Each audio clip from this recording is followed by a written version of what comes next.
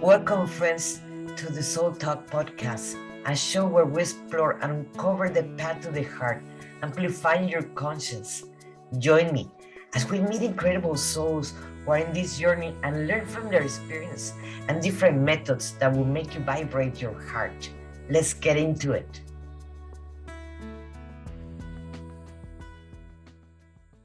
We're going to be talking today about the archetypes according to Carl Jung. Carl Jung, let me just tell you a little bit about who he was, that I love his books. I love his teachings. He should be, for me, the father of psychology, but unfortunately he wasn't. It was Freud. But I go more with the philosophies or the points of view of Carl Jung. Carl Jung was a Swiss psychiatrist and psychoanalyst. He developed different theories in the archetypes that follow both men and women. However, specific female archetypes have been further explored by the Jungarian analysis and scholars more than men. So you're going to find some of the archetypes that you're going to find more in depth for the females than in the males. So if everybody wants to let's take a big breath, so like that we can center ourselves and be here. Let's take a big breath. We take it to our stomach. 7, 6, 5, 4, 3, 2, 1, and we let it out. We take another big breath. We take it to our stomach. 7, 6, 5, 4, 3, 2, 1, and we let it out. We take another big breath and we take it to our stomach. Hold it. 7, 6, 5, 4, 3, 2, 1, and we let it out. It's a short one, so we're gonna open our eyes. I am here, here I am.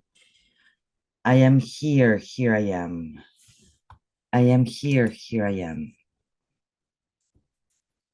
Well, according to the archetypes of Carl Jung, that he was, like I mentioned, he was the pioneer that started this. And after him, many other psychologists I was going to say archaeologists, and many psychologists actually went deeper into this, but he was the one that bring this. And in the archetypes, basically, we all have different archetypes that we're going to be figuring out which one are you, because that's going to go, everything has the positive and it have a negative in each one of their archetypes. So it is important, so like that we can know which one you are following. And many times your clients, everybody follow one, everybody has one. So, and it's going to be showing up between me and myths. We're going to see it in dreams, in literature, in religion, in art. So later on, when you see a movie, you can say, oh, that the main character, he or she have this archetype, and you can start understanding more when they're following a trauma in the movie because of the archetype. And that means that we do the same thing and your clients do the same thing. But like I say, again, there's a positive and there's a negative in all of them. And you can change when we mature, we grow and so forth, we change, we not necessarily, so in my experience, I can say that we stay with the same, but the bases are gonna be the same. Like I will tell you later on, and you can say which one I have, and you're gonna figure out which one I have. So, and of course, it's gonna be in our personality, in the way, in our identity, but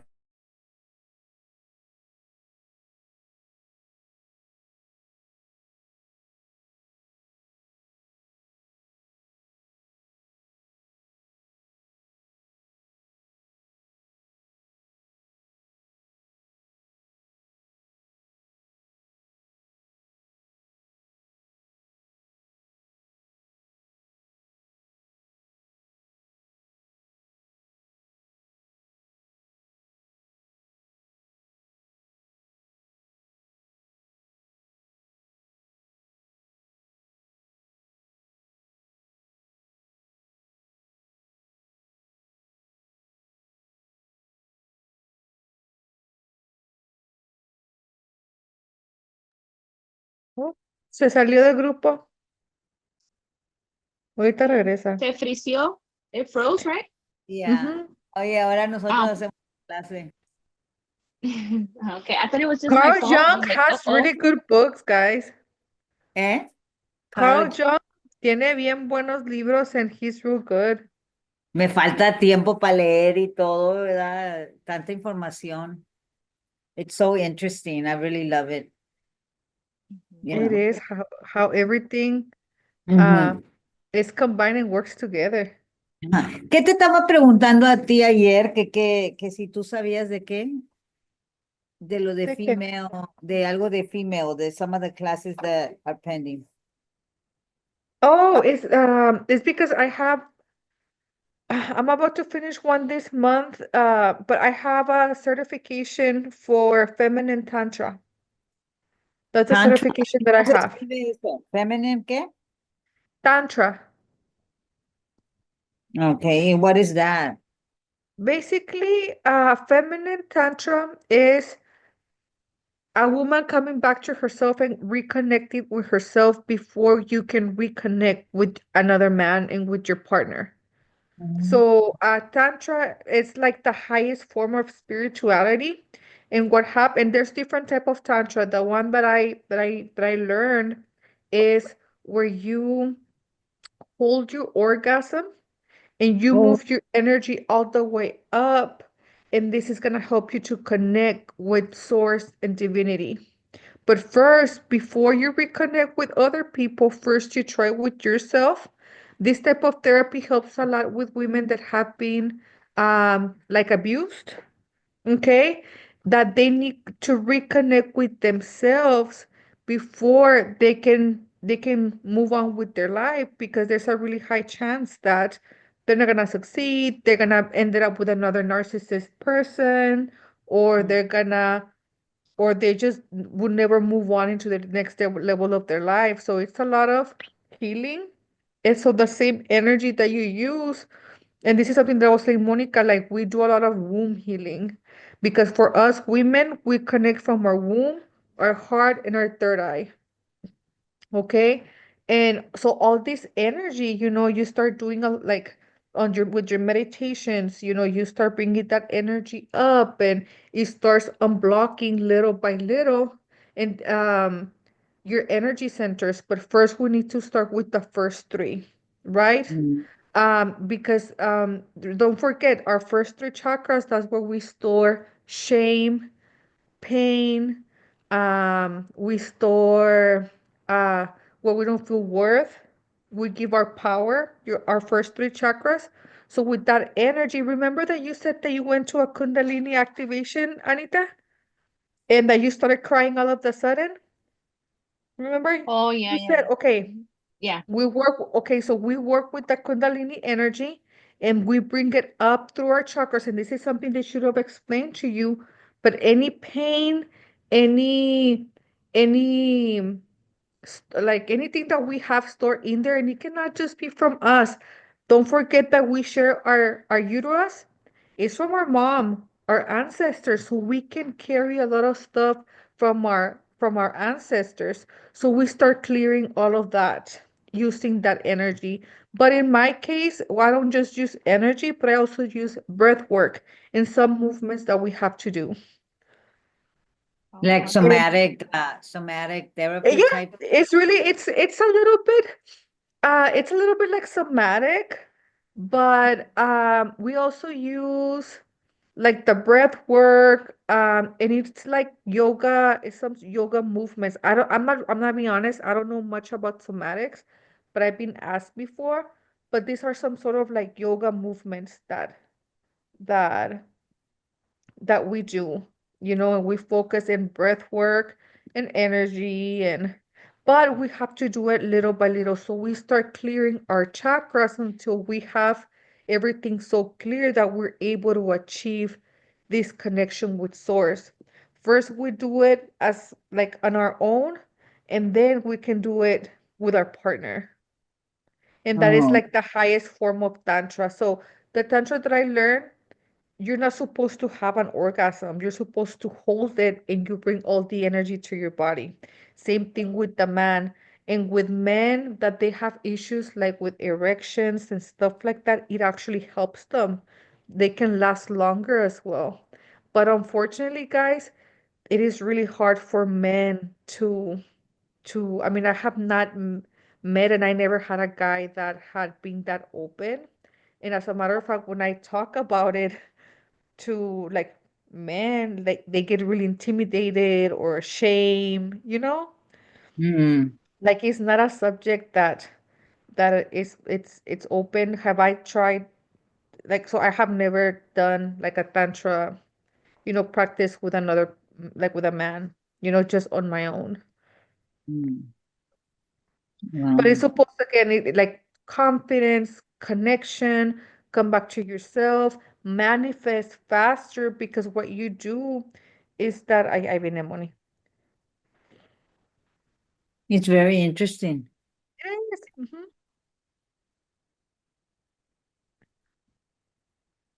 We can hear you. I don't know what happened with my computer and my internet. It just left me. And it was like, what happened? Okay. It's weird.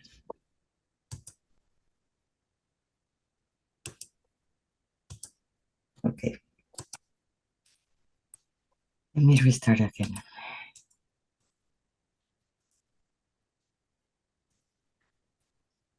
Okay. This is share the screen.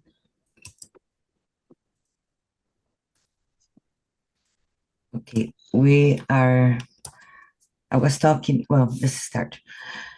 Well, we're in the model 13 in the archetypes according to Carl Jung. Like I mentioned earlier, Carl Jung, he was a psychoanalyst, and in my point of view, I don't know if this part was recorded or not, so I am gonna assume that it was already, and let's start from here. Well, Carl Jung, he was a figure in psychology. You can find many books that I highly recommend you to read and study them because he have a lot of theories that they were very, very profound and deep in the psychology of the human being, how our subconscious actually works.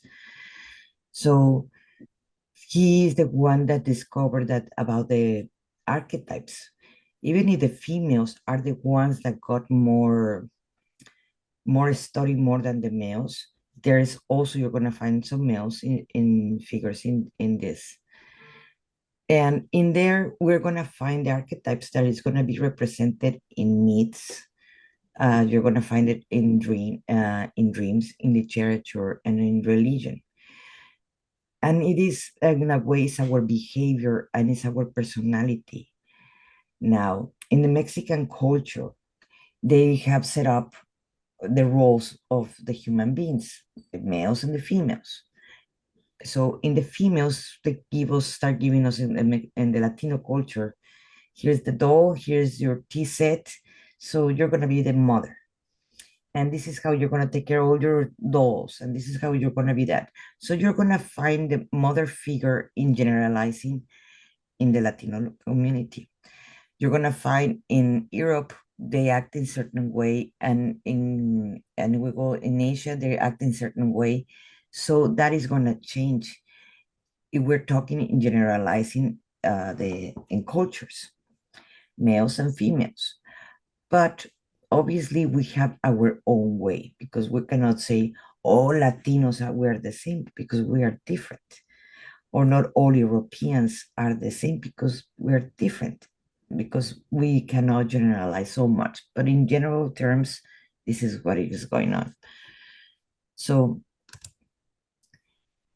according to Carl Jung, it represents the unification of the conscious and unconscious aspect of the psychic. That's why I was generalizing those ideas, because in a way, if we generalize, it is how we represent us. It is our way that how we present to others at the same time.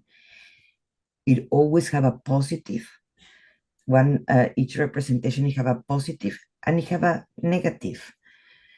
Some of the ones that Carl Jung he talks is about the hero type, the wise old men or women, the trickster, the anima and animus.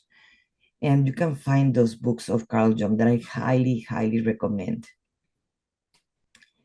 Well, the self symbolize the wholeness of the path and the process of the individual, whereas individual integrate different aspects of self and cohesive as whole. So that means that basically is that there's different aspects of ourselves that are going to be marking you this which archetype you are and your clients are at the same time, because like that you kind of predict when a certain personality, you're dealing with a certain personality as your client, as your friend, as your mate, how they are going, how they relate to you, because that is in the core essence of them. Again, that doesn't mean that they are going to be, if they're in the lower side of them, that means that they're going to stay the same. If we go even in astrology and we talk about the symbols, the signs, you have always the upper and the downer.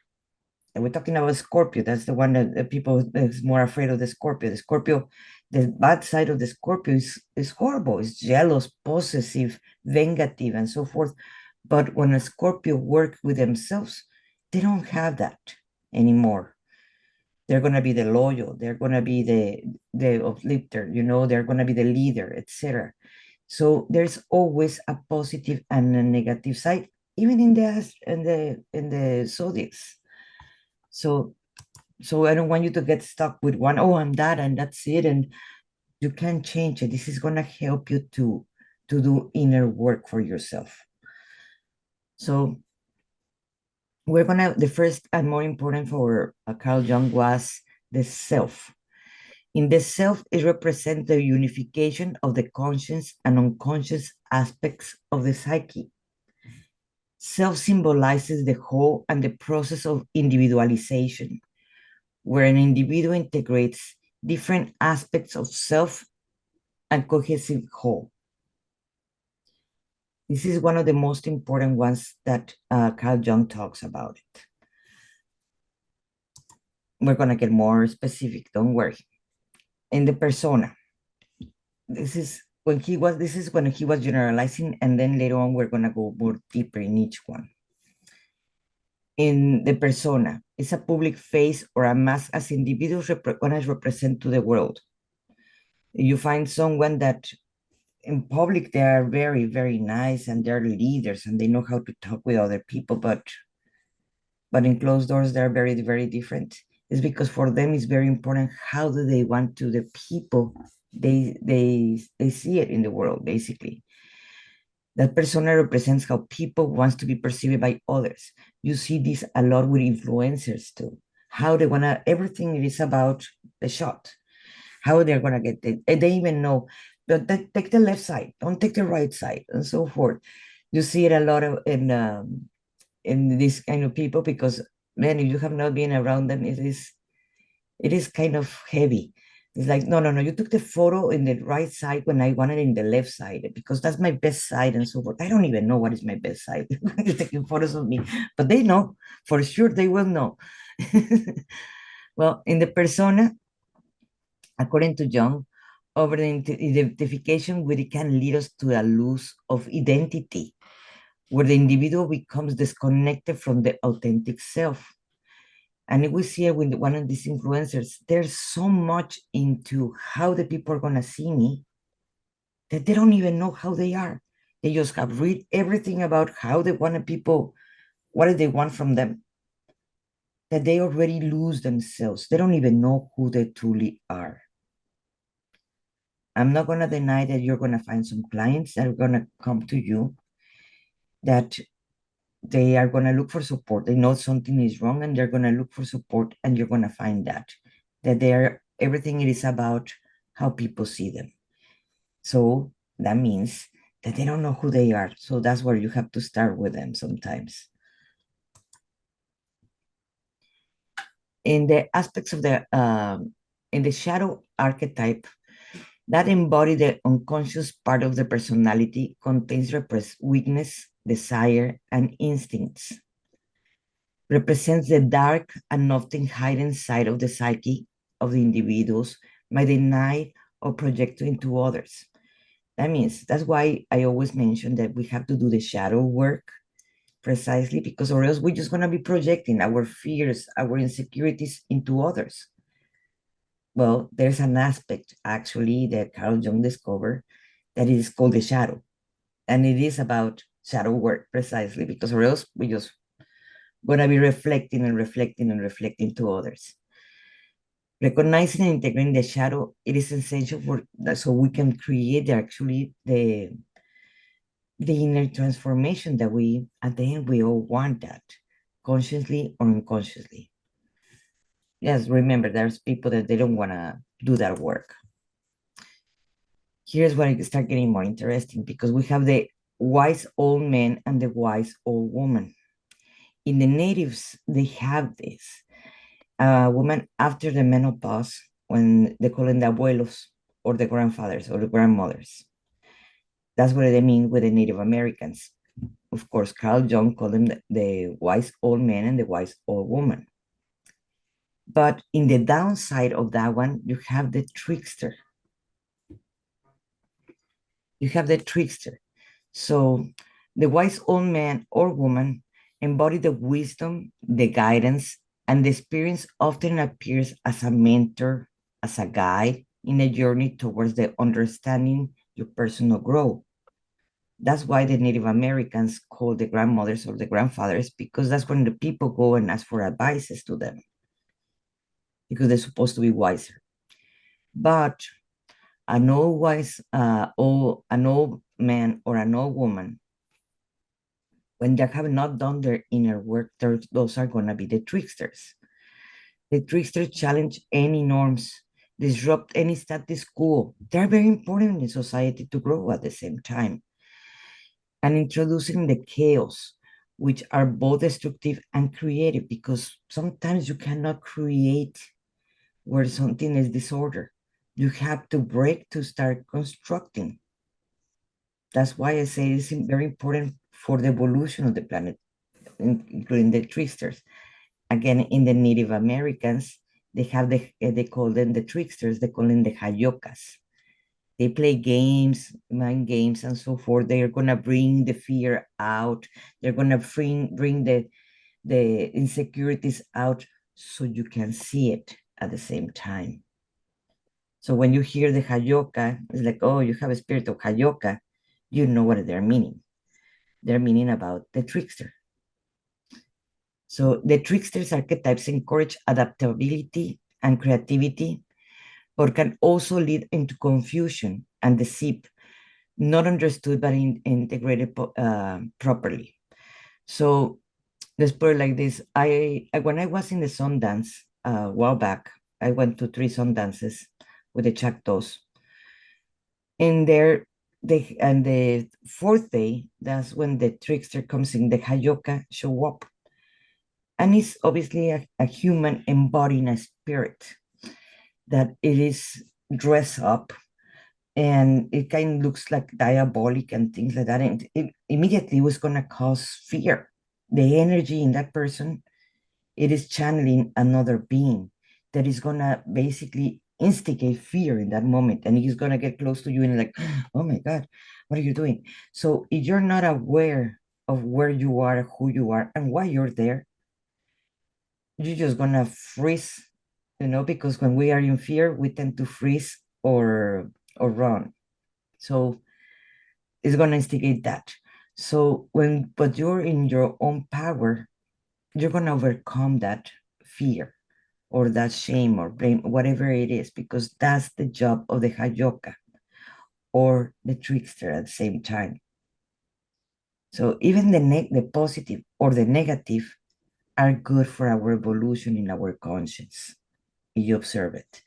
Like all our experience that we have passed through, those were all lessons to become a better human being, if we observe it. Or we can stay in the pain and be the victim forever. That's a choice too.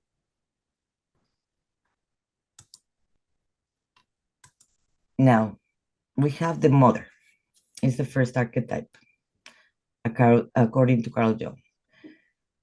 The positive aspect of the mother is going to represent nurturing, protection, fertility, unconditional love. The good mother archetype is associated with caring, providing, sustaining life. She's a secure and comfort, support, and guidance. Like I mentioned, when in our culture, that's something that they instigate how the mothers, the perfect mothers, should be. And we're always trying to get to that standard when we become a mother, to have that female archetype. And when we're not fulfilling that, we feel that we're not a good mother. And that is very judgmental too. But well, there's also a dark side of the mother. In the negative aspect, you're going to find the shadow side of the mother archetype associated with smothering, possessiveness, and destruction. The terrible mothers that can represent devouring, controlling, overbearing aspects of the femininity. So you can find it in many of your clients or yourselves when you have a mother that is very, very controlling, that is very, very demanding, manipulative, and so forth. That is the negative side of the mother. That she can overcome it if she do the inner work. But she have to do the inner work. But if you find an aspect in your own self that you're doing it, well, that you have part of the archetype. We are going to go into more archetypes and put attention, because you might find that you have one of the archetypes. Which one are you? That's something that you have to figure out right now. Then we have the maiden. The positive aspect of the maiden symbolizes youth, purity, innocence, and potential. The maiden is often seen as an embodiment of new beginnings, hope, and future. She represents the youthful, adventurous, and playful sides of the feminine. The negative aspect, of course, of the maiden, because everything has a good and bad, like I mentioned in the beginning, the shadow self includes naivety, vulnerability, and passivity. The knave maiden can be easily manipulated and overwhelmed by complexities of life. And I believe, I don't know if I have shown you the three aspects of itself that I did a painting. That is the three aspects. You have the wise woman, the maiden, and the young one. And that's what it represents. This is from the Codex of the Mayas. I copy from there. I did not create it myself. I just copied the painting that it was already in the Codex of them. Right now it's in Roosevelt's, that painting. So we have now the wise woman or the crone. The positive aspect represents the wisdom, the experience, the intuition, the knowledge. The wise woman archetypes embody the accumulation of wisdom that life experience on this own as a guide, as a mentor. She's connected to the mysteries of life and death, because usually the crone, it is a person that is being already past already many things on life. The negative aspects, they call them the witch. The aspect of the shadow side of the wise woman is the witch, who can be manipulative, deceitful, and malevolent. She might be using her knowledge and power to be selfish and destructive purpose. We find this a lot in these archetypes are being known in the Native Americans, because we have in the witch side, many times they are putting them down because they fear them. But the thing is, I did not put the witch, because I totally disagree with the name of the witch in this one, because the witch, it is way more than that. But remember that Carl Jung, it was from the 1920s, if I'm not wrong. And in that time, there was also kind of push back to the witch, because the witch is way more than that. But well, what they wanted to put is basically a negative side of the crone, that because you're wiser, you can be more manipulative and more ways to know how to control people. And they're wiser than that. Then would you have the lover? The positive aspects embody the passion, sexuality, creativity, and emotional connection. The lover archetypes represent the deeper emotional and often romantic aspects of femininity. She seeks the union, intimacy, and pleasure. The negative aspect is the seductress. This is important because when we go to the sacral sex, that's an aspect that we're going to be talking about. They did not put a name to it. Carl Jung did not put a name to this one, but I would call him the Lilith. And we're going to go deeper into who's the Lilith when we go into the sacred sex. The shadow side includes the promiscuity, manipulation through sexuality, an obsession with physical beauty. The seductress uses her allure for a personal gain, often without concern for the consequences. And that's everybody in a way, but something that I have encountered, it is that every single female, we have the lover as a part of our archetype. Yes, get us in our bad side, and we want to get our way. That's why prostitution is one of the oldest business in the world. Because when we want to get, any woman want to get their way, they can use the negative aspects of the lover. And we can get our ways. We're going to go deeper when we go to the sacred sex. Now, we have also the other archetype. It is the Amazon, the warrior woman. The positive aspects of the warrior woman, it represents the independence, strength, courage, and assertiveness. The Amazon archetype is associated with active, self-reliant, ambitious aspects of femininity. She fights for her beliefs and stands in her ground. The negative side of the warrior, the overbearing, aggressive Amazon. The shadow side, includes aggressiveness, ruthless, inability to show vulnerability.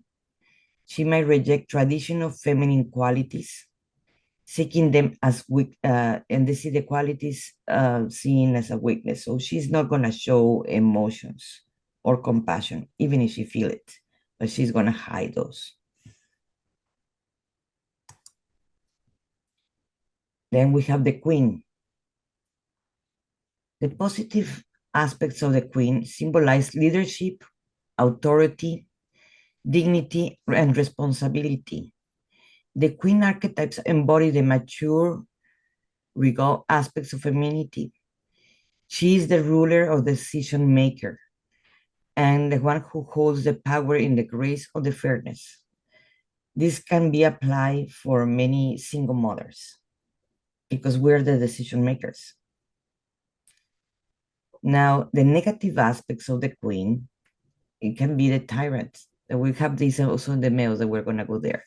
The shadow side can be controlling, dominating, over demanding. The tyrant queen might misuse the power of becoming oppressive and manipulative. So I bet you have made people like that. The female, and then we have the priestess or the mystic. The positive aspects represent spirituality, insight, and connections of the divine. The priestess archetype is also associated with the inner life, intuition, and the pursuit of her highest truth. Oof.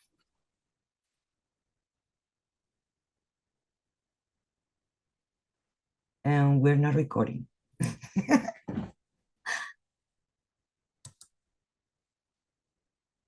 Oh, yes, we are. Okay.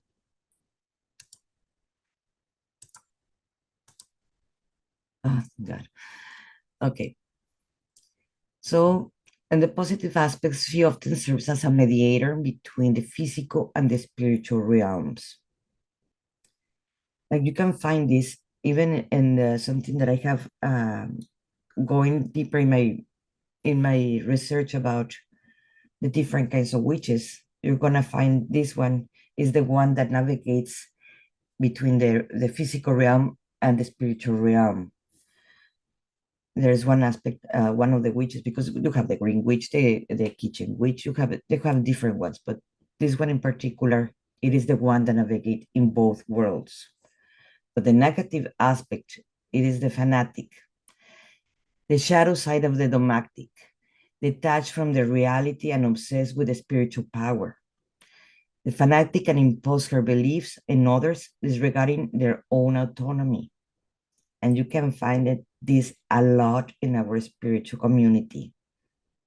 The ones that, no, you have to do what my guide told you to do, and this and that. Those are the negative aspects, because any of the higher selves never gonna force you to do anything. They're gonna suggest you ideas and things like that, but not even your higher self is gonna force you to do something.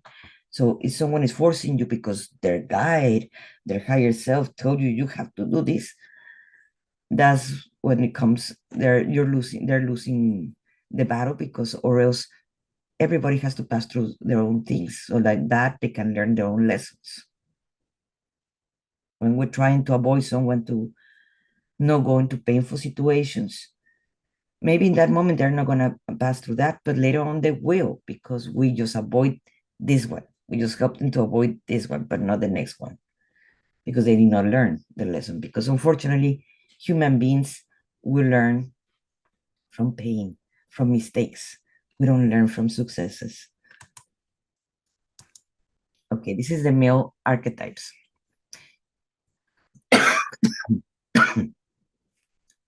You have the king, the father energy, and the center of the psychic. Like we have a queen, there's a king too. In the positive aspects of the queen, the king archetype represents the father energy in the most divine sacred form. The king is selfless. He's always looking for everybody. Have to let go the infantile ego.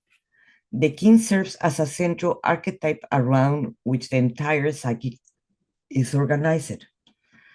His energy is sacred and powerful.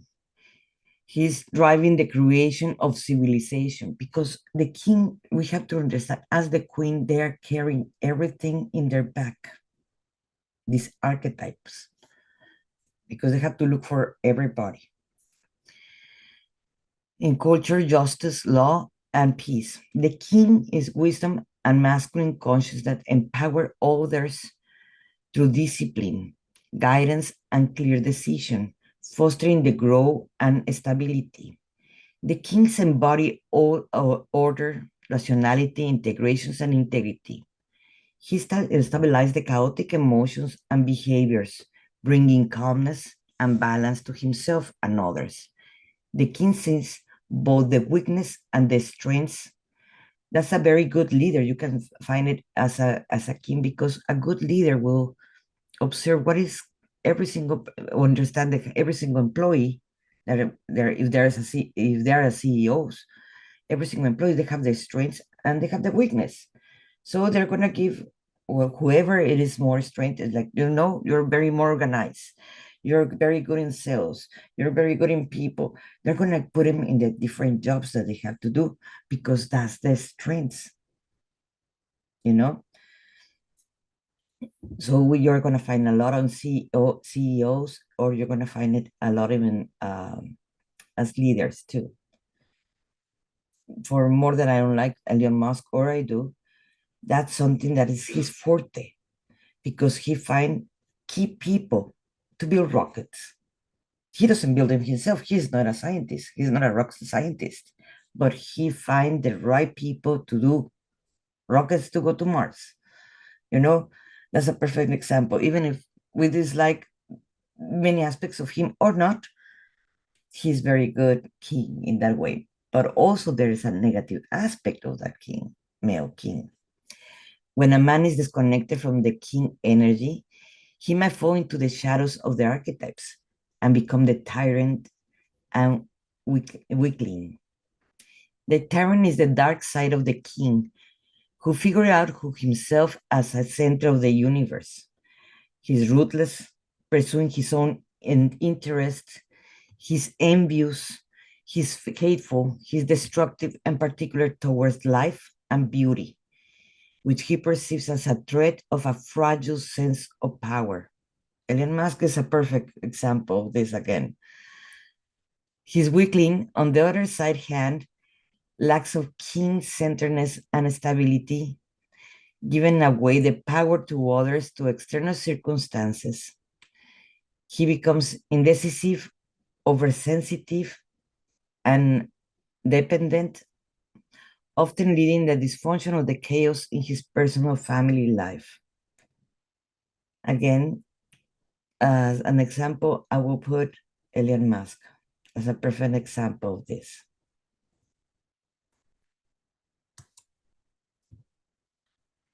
In the warrior, we're in the male's archetypes. In the warrior, we find the discipline and courage and the battle for life. The positive aspects of the warrior archetype, male, the warrior archetypes emerge often of the death of the hero, making the transformation of the bodyhood to the manhood.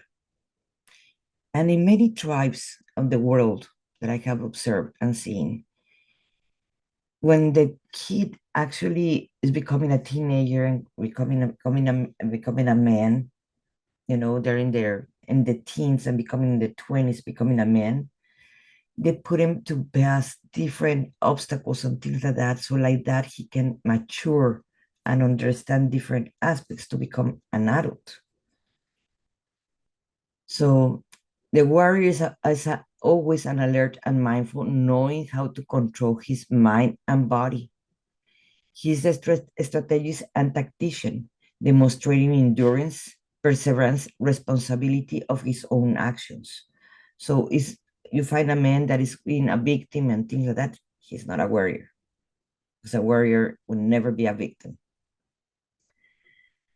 Unlikely the unmature hero, the warrior assets his capabilities and limitations realistically, never acting out insecurity or ego.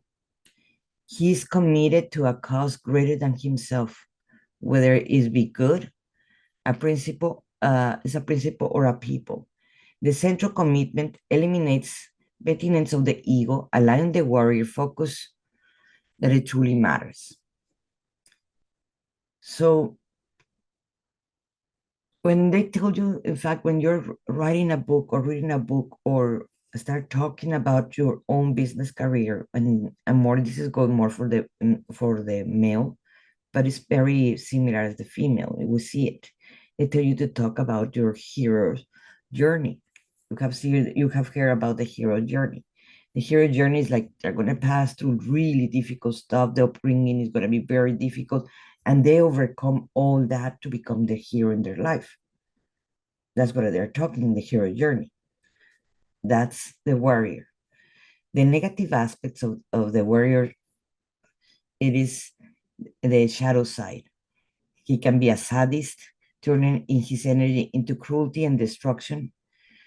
And the sadist is heartless killing machine, commanding unspeakable of things around them. And that, an example, I can put you Putin. And unfortunately, Putin goes more into his negative side because he can be a great leader, but his ego is really bigger than him. And you can find this in many men that you're going to meet as your client, as your mates, etc. He's a masochist, another shadow of the warrior. He's obsessed with success, but neglects his own well-being. He endures unnecessarily pain and exhaustion over leading to self-destructive behavior and depression, because he's never going to achieve what he wants because he had to let go his ego. He can overcome it, but his ego is going to be present, and he have to learn how to use your ego as a tool to overcome that. Now you have in the male's archetypes, you have the magician, knowledge, insights, and transformation. So the positive aspects of the magician is the archetypes. It is a master knowledge of technology, guiding process and transformation with himself and others. The magician represents awareness, objectivity, insights into the power of knowledge to make them informed decisions on enhancing life. He is the ritual elder who stands back to observe, to scan the horizon, connecting the deep inner truths and the resources. The magician helps us to navigate crises, bringing stability, detachments. And in this one, we can see it in many of the stories that we can hear from King Arthur and Merlin.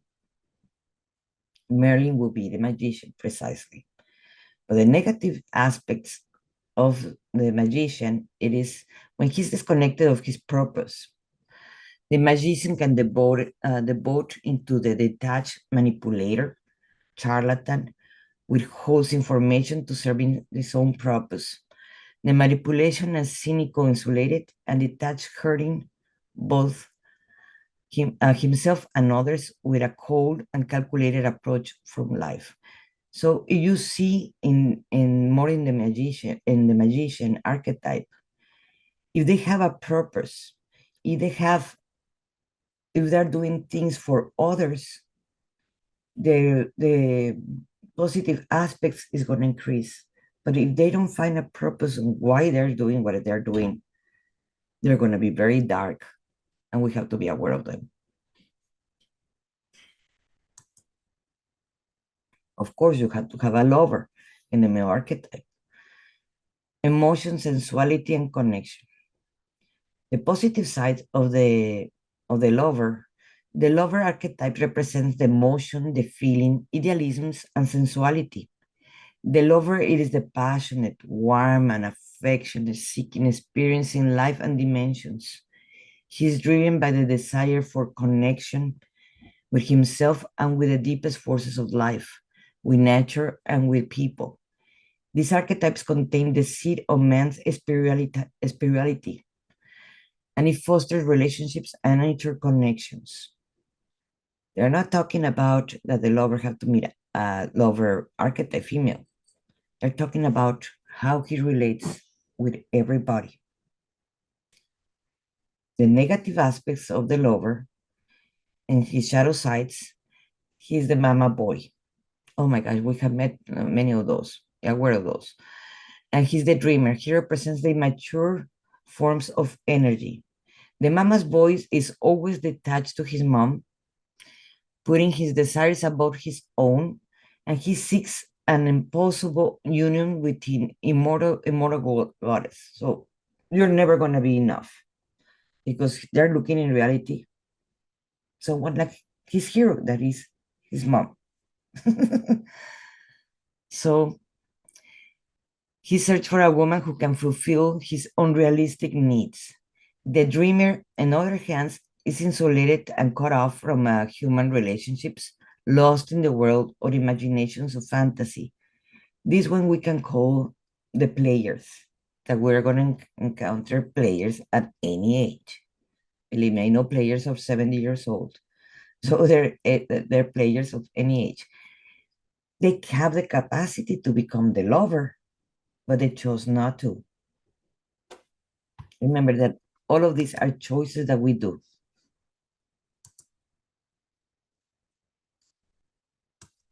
This is we're going to see reflected in our sacred sexuality. We're going to see reflected in ourselves, because we have one of the archetypes. We have it ourselves. So the point of this, it is finding what archetype are you, because you might find that you might have some pieces of one and the other. Remember that we all have a shadow. We all have that, including me. We have our positive and we have our negative. It is important that we understand what it is our shadow. So We want to expand our consciousness and become a better human beings. So find which archetype are you? And I want to deep dive a little bit more in your positive and your negative.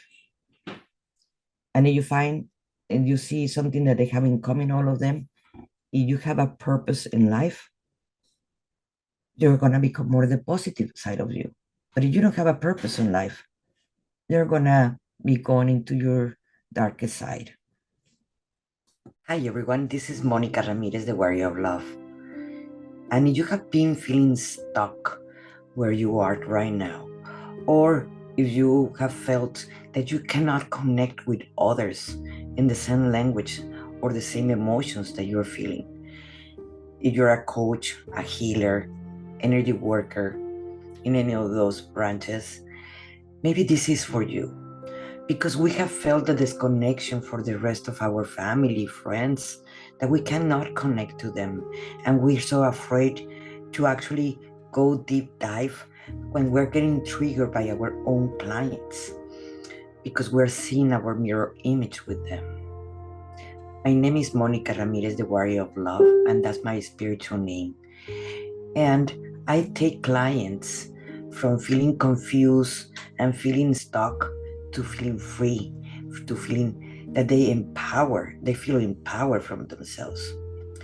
I created a system, Path to the Heart, that goes in 3 levels. And the first level, it is healing the inner child, healing the parts of us that we've been so afraid, or it's very painful to do it. I have done it myself, not only with me, and I have done it with many of my clients, that I take them to this process. The second level, it is to go more into inner self, clearing the family lineage, to breaking the contracts and vows, learning deeper more about the laws of the universe. And the third level, it is learning how to channel, how to do waking up your and getting online your gifts, your unique gifts that the world so much needs right now. So if you wanted to know more about this, I am eager to show you and to teach you all what I know that I use every day in my life. So thank you for being here in this page. I really appreciate it. And this is Monica Ramirez, the Warrior of Love.